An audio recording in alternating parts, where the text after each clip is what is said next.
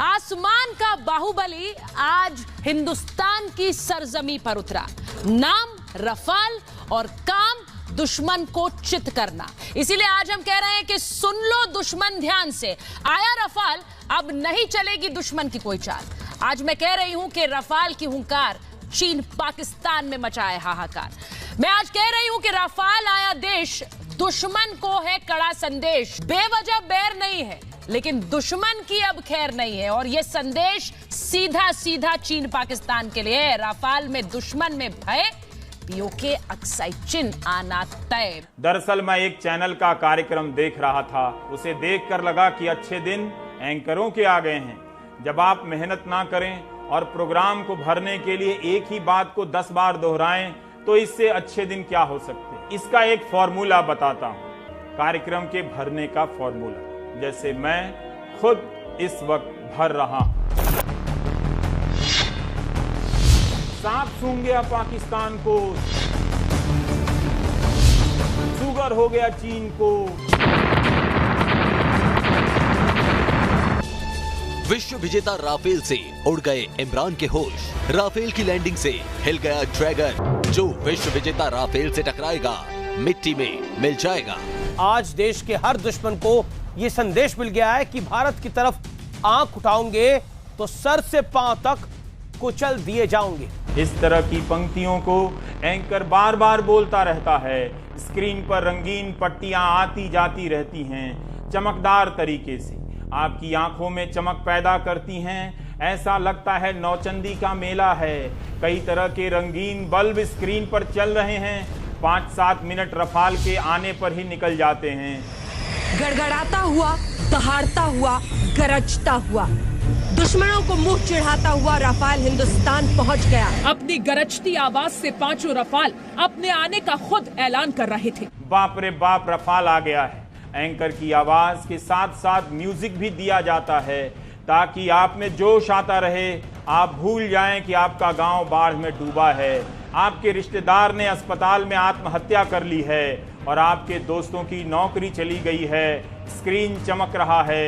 अब इसी तरह 5 मिनट निकल जाने वाला है। देश का चौकीदार ले आया रफेल और तस्वीरें देखिए जो भव्य है, दिव्य है। राम राम रफाल, राम के देश में रफाल का स्वागत। मतलब रफाल का हम कह रहे थे ना, स्वैग से करेंगे रफाल का स्वागत। क्या आइडिया है। जैसे ही रफाल ने आसमान को चीरते हुए भारत की सरजमी में कदम रखा, हर हिंदुस्तानी का सीना गर्व से चौड़ा हो गया।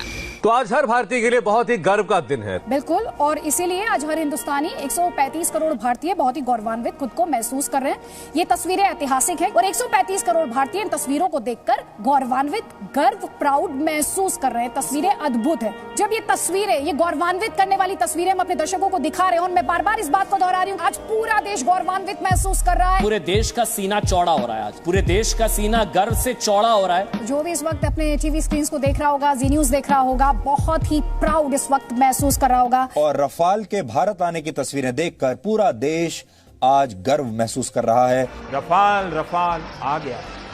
गौरव का यह क्षण सभी क्षणों पर भारी है। आप सभी बधाई के अधिकारी, इसलिए देश को बधाई देनी चाहिए क्योंकि आ चुके हैं रफाल। कांग्रेचुलेशंस अमन। आप दिनाजपुर में बैठे कल्पनाओं में खो जाते हैं।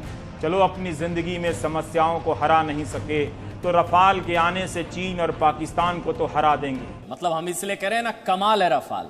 मतलब कमाल है रफाल, हवा का ब्रह्मास्त्र है रफाल। और रफाल के आने से टेंशन में चीन और पाकिस्तान।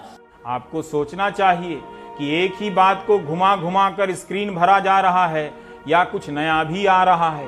क्यों अचानक स्क्रीन पर हिंदुस्तान की समस्याएं गायब हो जाती हैं और पाकिस्तान पाकिस्तान हाँफने लगता है। टीवी के पास कंटेंट नहीं है, मगर दर्शकों के पास टीवी है। दर्शक करें तो क्या करें, इसलिए टीवी पर कंटेंट के नाम पर यही बचा है। पूरे देश में खुशी है, इतना जोश है। हाउस द जोश। खुश तो बहुत होंगे आज आप।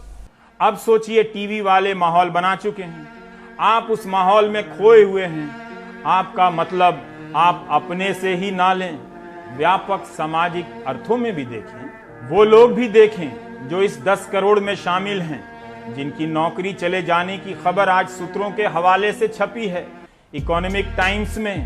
जिनकी नौकरी चली गई है, उनकी बातें सूत्रों के हवाले से छप रही हैं। बताइए, संसदीय समिति के सामने छोटे, लघु और मध्यम उद्योगों के वरिष्ठ अधिकारियों ने कहा है कि कोविड-19 के कारण 10 करोड़ लोगों की नौकरियां खतरे में हैं। सोचिए, इस बात को अगर सारे चैनल रफाल की तरह कवर करते तो कैसा रहता। स्क्रीन पर ऐसी पंक्तियां आती निम्नलिखित उदाहरणों की तरह, क्या 10 करोड़ लोगों की चली जाएगी नौकरी? 10 करोड़ परिवारों पर नौकरी का छा गया संकट। 10 करोड़ नौकरी जाएगी, मचेगा हाहाकार। 10 करोड़ नौकरियों पर संकट से कैसे बचेगा भारत?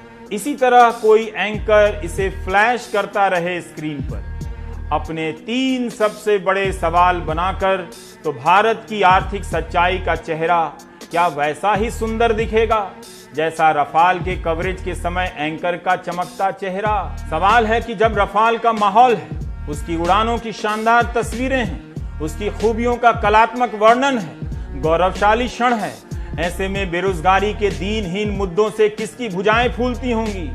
उनकी भी नहीं फूलती हैं जो बेरोजगार हैं या जिनकी नौकरी गई है। इसलिए रोजगार राजनीतिक मुद्दा नहीं है। विपक्ष के दल भूल ना करें, जब 10 करोड़ लोगों की नौकरी जाने की खबर मुद्दा नहीं है, तो क्या जिन्हें नौकरी नहीं मिली है उनका मुद्दा बन पाएगा? राफेल का इंतजार तो खत्म हो गया, लेकिन बहुत से लोगों को इंतजार है उनके चहेते सुशांत सिंह राजपूत की मौत मिस्ट्री सुलझने का। Anyway is the best way. छोड़िए इन सब बातों को।